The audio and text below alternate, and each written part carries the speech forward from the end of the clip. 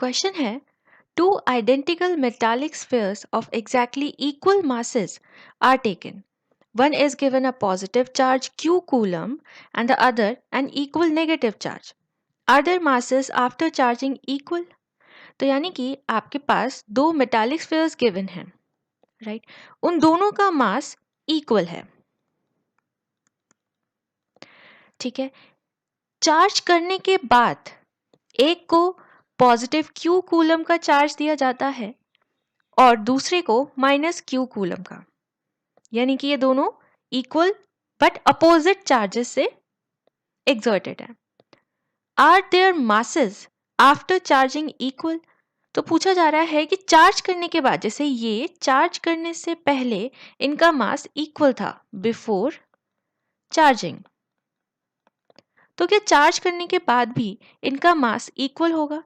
तो आपको पता है कि अगर चार्जिंग की बात हो रही है तो यानी कि कहीं ना कहीं फ्लो ऑफ इलेक्ट्रॉन्स की बात होती है, और हमें ये भी पता है कि जो मास ऑफ इलेक्ट्रॉन होता है वो अप्रॉक्सीमेटली 9.11 इंटू 10⁻³ kg या फिर 9.109 इंटू 10⁻³ kgs होता है।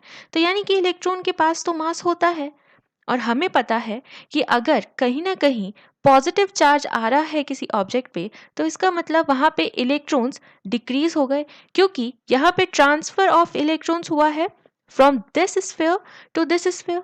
तो यानी कि यहाँ हुआ है ट्रांसफर ऑफ इलेक्ट्रॉन्स।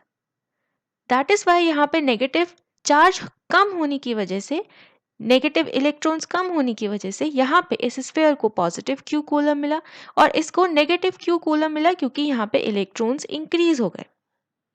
तो क्योंकि इलेक्ट्रॉन के पास मास होता है तो इसका मतलब ये वाला स्फीयर जिसके ऊपर नेगेटिव चार्ज आया हुआ है उसको ज्यादा मास मिलेगा चार्जिंग के बाद rather than the positively charge coulomb. तो इसका मतलब इसका आंसर होगा no, their masses after charging will not be equal.